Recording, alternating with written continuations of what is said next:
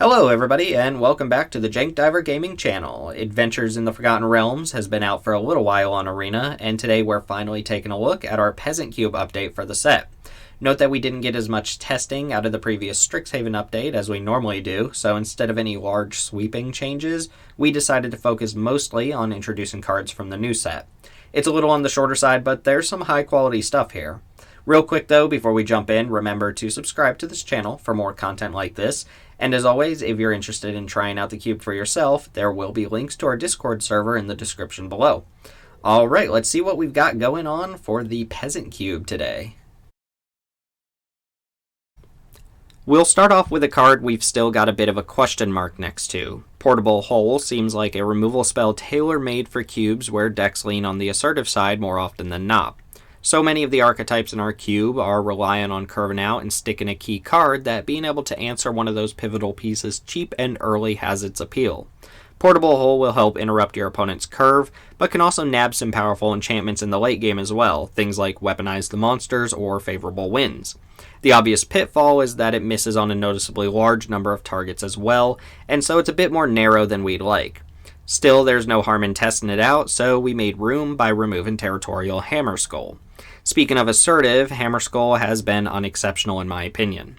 It's obviously great when you're curving out on the play, but it's a miserable defensive option, and even the aggro decks have to play defense sometimes. I wouldn't call Hammerskull a bad card, just one that's outlived its usefulness, as it provides no archetypal synergies to the cube. The class enchantments are some of my favorite new cards from the set, and I'm excited to bring Cleric class into the fold. I have no doubt that this will be a huge role player in the black-white life gain decks. The first level alone is not worth an entire card, but once you get to level 2, you're in business. Obviously, if you have the time and mana to pop the third level, you're probably significantly far ahead in the game, and if you're not, the final level does a phenomenal job of stabilizing the game, since you'll put a body on board, gain some life, and throw an extra counter around wherever needed. The thing I love about the whole package is that the extra life gain from level 1 gives you a little more of the life buffer to survive long enough to activate the later levels. My only worry is that Cleric class doesn't bleed over into other archetypes well, but not everything has to. It was a perfect replacement for the Birth of Meletus, which we pegged as a placeholder card until something a bit more useful came along, and I'd say Cleric class exceeds expectations. We've gotten a little bit of flack about Code Spell Cleric being in the cube, and while it's not a fantastic card, it had the potential to be fairly strong in the right decks. That hasn't really come together, but it's important to try things out when you see potential in a card, even if it ultimately fails. Code Spell Cleric certainly failed, but Monk of the Open Hand feels like a solid replacement. The overall idea is the same in that you get rewarded for multi-spelling in a low-curve white weenie deck, maybe even a Selesnya counters deck. You can't throw the counter wherever you want like you can with the Code Spell Cleric, but growing the Monk to an early 2-2 or 3-3 seems worthwhile. Once again, this might not pan out, and if it doesn't, we're more than happy to bring back a generic Savannah Lions variant, but we'll see if the Monk stands out where the Code Spell Cleric fell flat. Priest of Ancient Lore marks a fundamental shift in the way Wizards of the Coast is approaching white these days. After endless feedback, it looks like they've decided to expand white's share of the color pie, and if Priest of Ancient Lore is any indication of what's to come, sign me up. Now, to temper my excitement a bit, yes, I understand that Priest isn't an exceptionally powerful card, but it is an above-average cantrip and creature, and it has enough life gain synergy in the Peasant Cube to call for a test run. Without the life gain tacked on, we likely wouldn't be playing the card, but again, the excitement people have with this card is less about the power of the card itself, and more about the implications it holds for the future of white. At any rate, Battle Shield Warrior, just like Territorial Hammerskull, is another dorky attacker that plays offense well enough, but doesn't have a home outside of a deck looking to curve out an attack. There are enough cards that already fit that description, with Battle Shield Warrior being one of the worst due to the mana investment required to actually make it do something. Blue got a bunch of little small ball upgrades for the most part, with Blue Dragon standing apart from the rest as one of the more interesting cards we're testing. This is definitely more of a Tim pick than anything, but I think there's real power in the card as a top-end blue finisher. As a blue finisher, it's not even close to Waker of Waves in terms of power, but only one Waker gets opened and only some percentage of the time, so having another quality blue finisher would be nice. Problem is, we've tried a bunch that have all been decidedly lackluster. I believe Blue Dragon has what it takes to stand out, and I think a lot of that stems from the stabilizing power it has when it resolves. It's really hard to die the turn after Blue Dragon enters the battlefield, and it locks up the skies quite nicely as a 5/5 flyer. As a control finisher or a second tier reanimation target, there's something to the card, even if I might be overvaluing it. We've held on to Ominous Seas for a long time now, and while it's one of the first cards that others recommend we cut, Chris and I both see the value of the card as a control finisher and a game plan in and of itself. We never claimed it was a top tier finisher, rather that you can craft a game around winning with Ominous Seas. What sells it is the cycle and safety valve, so if you draw it in the late game and you're not likely to make an 8/8, that's fine, just turn it into something else. Still, while we like the card and have had some success stories, it's not here for any particular deck, and we're exercising our right to try out something different. As with the unrestricted cube, we're trying out You Find the Villain's Lair in the Peasant Cube. I spoke about this card in depth in the previous update video, so I'll keep it short here. Neither mode is particularly powerful, but you get both modes on one card, and the flexibility is a nice option to have. Saw It Comin' was the cut here, another cancel variant that hasn't been that impressive as a foretell card. As I've already stated, the Peasant environment is fairly aggressive, so it's hard to find the time to spend 2 mana doing nothing but setting up a slightly cheaper counterspell for a later turn. It's a cool design for a counterspell, but it's a fair bit worse than the better cancel variants like Sinister Sabotage or Neutralize. You see a guard approach. What do? Hide or distract the guard? Well, that's exactly what you have to figure out when you cast this card. Chris actually turned me onto this because I was quick to dismiss it on initial read. He pointed out that the hide mode, which gives a creature hexproof for the turn, is for all intents and purposes a functional copy of Dive Down. The +0/+3 is virtually meaningless on Dive Down, and yes, it can matter, but it basically never does matter. You're drafting the card to protect your main threats and to make sure your Curiosity enchanted creatures are safe from removal. So if the +0/+3 from Dive Down is largely irrelevant, then it's easy to understand why You See a Guard approach should take its place. Maybe the same argument exists against this card, since it's highly unlikely you'll be using the tap ability. That may be the case, but it's still an upside to the effect you actually want, and modality certainly doesn't take away from the desired effect here. Bounce spells are a dime a dozen, and we tweak our collection of bounce spells pretty frequently. You Come to a River is the latest tweak, which will be taking the place of Depart the Realms. As with Saw It Coming, Depart the Realms has foretell text that largely doesn't matter, and without it you're just playing a universal bounce spell with next to no upside. You Come to a River is similar, but has an additional mode which won't come up often, but will matter a ton when it does. Having the unblockable mode is sometimes the difference between getting the last hit through and winning the game, or being completely brick-walled by the opponent's defense. The awkward thing is that in many situations where the unblockable mode is relevant, simply bouncing a blocker will get the job done, but there are times where you want the second mode, if infrequently. All in all, it's just a slightly different take on the typical bounce spell, and the modality of the card sold us just enough to have us find room for it. It's worth noting that at the recording of this video, Jumpstart Historic Horizons has been announced, and we've already seen some of the cards we'll be getting from the Modern Horizons sets. Archfiend of Sorrows is one of those cards, and it's a phenomenal card for Peasant Cube. It's better than Black Dragon in almost every way, and will immediately be taking Black Dragon's spot when it releases on Arena. For the time being, though, Black Dragon will hold a spot in the cube as a top-end black finisher and a reasonable reanimation target. Funnily enough, it's a placeholder that's taken the place of another placeholder, Void Beckoner. The Beckoner has some tricksy things you can do with the instant speed death touch counter, and it's not a half-bad reanimation target, but once the creature itself hits the board, it's a lot less imposing than you would expect from an 8/8. Death Touch is just a wildly unnecessary ability to have on a creature this large, so it's basically just a big dumb beat stick with some cycling synergies. Black Dragon should be a more impactful creature to cast or reanimate, even if we're well aware that there's something better coming in just a few weeks. Our next edition, Reaper's Talisman, might end up being a bit too redundant due to the presence of Malefic Scythe, which occupies a similar play space. See, Malefic Scythe feeds off of creatures dying to build up counters, making each subsequent equip more potent over the course of a game. You usually want to equip to small expendable creatures and either sacrifice them or trade them off in combat to make the scythe more threatening over time. Reaper's Talisman is similar in that you get rewarded for amassing small expendable creatures and just throwing them into the red zone with a talisman equipped. Where Talisman differs is that you're always guaranteed the 4-point life swing, regardless of what the opponent's blocks look like, and the Death Touch means your opponent can't just eat your creatures in combat. It's different enough from Malefic Scythe that we're running both with an eye on which one outperforms the other. The actual cut was Ill-Gotten Inheritance, a Death by 1,000 cut style card that has some merit in life gain decks, but proves a bit too clunky for most matchups.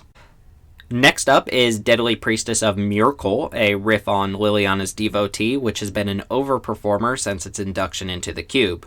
By comparison, the Priest is a full black mana more expensive and has 1 less toughness, but the token generating ability only costs 1 instead of the 2 required by Liliana's Devotee. The Lord Anthem is also a little bit different. Devotee gives all zombies +1/+0, meaning that it essentially spits out 3 2s with its trigger, whereas the Priestess gives skeletons, vampires, and zombies +1/+1, and essentially produces 2/2 skeletons with its triggered ability. There's a bit of nuance between the two abilities, and while my gut tells me that Devotee is going to outshine the Priestess, I think the Priestess still deserves a shot, perhaps side by side with Liliana's Devotee. This is the type of comparison I love to hear other cubers' opinions on. Are you playing one over the other, or do both make your cube? Let me know. It actually looks like I left off the cut here in my script for Deadly Priest. The card we ended up cutting was Vengeful Reaper. It should be on screen here, but didn't mention it in the script, so just wanted to go ahead and throw that one in there. Vengeful Reaper has some cool abilities attached to it. It's got Foretell, but ultimately it's not very synergistic with any of the archetypes, and we felt like we could trim it. Alright, back to the program. Shambling Ghast is a new take on a creature design that we've already had access to. There are a number of 1/1s for a single black mana that die and give an additional -1/-1 to a creature, and while that's always been a fine baseline, we've opted not to play previous iterations. Shambling Ghast adds a little bit more to the story, giving you the option to create a treasure token upon death instead of the usual debuff. The extra option doesn't fundamentally change the card, but edges out previous versions by just enough that we've made some room to try it out. It's a fine speed bump creature with some utility in sacrifice decks, and an extra treasure laying around never really hurts. The cut was Brackish Trudge, which admittedly didn't get much testing time. We assumed this would be a good fit for life gain decks as a persistent beater, but on second glance, these aren't the types of cards that life gain decks really need to win. They usually win through attrition and incremental damage rather than beating down with recursive threats. Warlock class is the second class that we'll be talking about for the Peasant Cube. It's a solid attrition engine that pings your opponent for a damage on your end step if any creature died that turn. Additionally, level 2 is fairly costed and spots you a Ransack the Lab trigger. Ironic, given that Ransack the Lab is literally being printed in Historic Horizons in a couple weeks. It's an effect we've wanted in black for a while, and Warlock class might just be better than that. I've been impressed with the amount of damage this puts out in normal limited games, and it should translate into cube quite well. Level 3 is a real win condition even if it looks overcosted at first glance. I'd say the total 10 mana investment is fair given that the card replaces itself cheaply. Our cut was pretty straightforward this time around. Corpse Churn has its moments, but as a card selection tool that helps fill the graveyard, it's pretty negligible. Warlock class feels like a significant upgrade. There was a brief period of time where we had considered playing Sailor of Means in the Peasant Cube, and while we ultimately never did, it probably would have held its own for a little while. Well, Skullport Merchant is a strictly better Sailor of Means, and a welcome addition to the cube. Most creatures we've seen with the ability to cash in other creatures for cards charge you 3 or more mana, but Skullport Merchant only costs 2 and gives you a treasure up front which can also be turned into a card. The fact that the treasure can also be used as, well, a treasure token means that you get a lot of versatility out of what you do with the Skullport Merchant, and it feels like a great card advantage engine for decks with plenty of sacrifice fodder. There were a number of options for cards to cut here, and after reviewing our data a bit, we found that Wander in Death has been putting up some pretty lousy stats lately. We're always fond of cycling on situationally powerful effects, but the data doesn't lie, and Wander and Death doesn't appear in winning decks very often. Jumpstart Historic Horizons is going to have some awesome sacrifice engines, which will fill a huge gap for us in the Peasant Cube. Up till now, the only free sacrifice creature we had was Defiant Salvager, which can only sacrifice at sorcery speed, a huge downgrade to an effect like this. Sepulchre Ghoul from Forgotten Realms is a tiny bit different since it's a free instant speed sacrifice outlet. That being said, it's got a hard once per turn limit tied to the effect, so it too is a little limited in its scope. It's still a fair bit better than the other sacrifice outlets we could be playing, so we'll give it a swing, and I expect it'll do just fine. Seeker Squire always has a place in the cube as a filler creature. It's not doing anything special for any given deck, but as a card, it's a solid addition to most black decks. We bring it in from time to time to fill a spot, but it's an easy replacement when we're looking for one. I guess it's only fitting that we kick off red with the Red Dragon, right? It's a pretty simple card, 6 mana for a 4/4 that deals 4 to the opponent on ETB. It's basically a different take on Volcanic Dragon, a card that's always been cube-worthy but hasn't been in our own personal list. In a lot of ways, Red Dragon is better since the initial hit is almost always going through, regardless of your opponent's blocker situation. Think about Red Dragon as a Volcanic Dragon that gains Vigilance and Unblockable for the turn. It's a fairly powerful text box, and if we were playing Volcanic Dragon, we'd certainly swap it for Red Dragon. That's not the case, but we're going to try out Red Dragon nonetheless in place of Aquam Warrior. Sorry Richard, nothing personal, but being an MDFC doesn't make you an auto-include, and Aquam Warrior is so below the curve when you actually cast it that it's just not exciting or necessary. In our podcast set review for Forgotten Realms, I pegged Battlecry Goblin as a premium 2-drop aggro creature from the set. That was before actually playing the limited set, and having played a bunch at this point, I can firmly say that I was right on this one. Battlecry Goblin is an incredible 2-drop that, when left to its own devices, can close out a game very quickly. It just turns out that Pack Tactics isn't as hard to pull off as it may have initially looked, and Battlecry Goblin pulls double duty by pumping itself, which gets you closer to Pack Tactics, and pumping the additional Goblin tokens that it makes during combat. It's less of a Goblin tribal card and more of an all-star 2-drop, and I'm happy to have it in our Peasant Cube. Rigging Runner is a Goblin I've never been happy with. It's a fake 1-drop since it's embarrassingly bad on turn 1, and while you can nut draw into a 1-drop plus Rigging Runner and another 1-drop on turn 2, that type of game just doesn't happen very often. While we're on the subject of goblins, let's talk about You See a Pair of Goblins. Our previous update saw us bringing in Forbidden Friendship as a minor upgrade to Goblin Instigator. The effects were essentially the same, with Forbidden Friendship getting the nod due to being a spell that can help cross-pollinate a number of different decks. That's all fine and dandy, but the upside of You See a Pair of Goblins seems worth the extra mana investment for the same effect we already had. It goes without saying, really, what this new card lacks in efficiency compared to the previous versions, it makes up for with variety. It's the perfect aggro card for go-wide aggro decks. Either you're behind on bodies and you make 2 tokens with it, albeit at a slightly more expensive rate than you'd usually expect, or you have plenty of bodies already and you use this as a trumpet blast to pump your team. Neither individual mode is hyper efficient, but flexibility like this demands a premium, and we think the extra mana is worth the selection you get. The general consensus on the D20 die rolling in this set seems to be that people don't really like it, but also that the cards were designed in such a way that it won't ultimately matter much. This is the case with Chaos Channeler, a 4/3 for 4 in red that makes you roll a D20 on attacks and impulse draws 1 to 3 cards depending on the result. It's not that we're excited about this card or anything, it's more that the historic Peasant card pool is in dire need of playable red 4-drops, and this seems just fine enough to test out. At a baseline of impulse drawing 1 card on attacks, this card just barely crosses the line of playability, and occasionally you'll spike 2 or even 3 cards, which isn't half bad. It also has that critical 4 power for the Gruul decks, so the whole package seems testable, if unexciting. We've got the room to spare though, with Battle Rattle Shaman being one of the worst cards in the cube.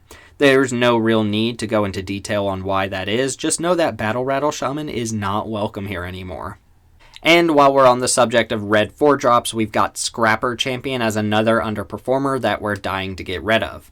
We dug up Beetleback Chieftain from the card file, which has always been a respectable card but never felt necessary given the presence of Scamper and Scorcher in the cube. Chieftain might end up being a redundant copy of the Scorcher, but that's not necessarily a bad thing. That, and it's a nice addition to be bringing in alongside Battlecry Goblin, even if we don't want to suggest the existence of a Goblin tribal deck to new players.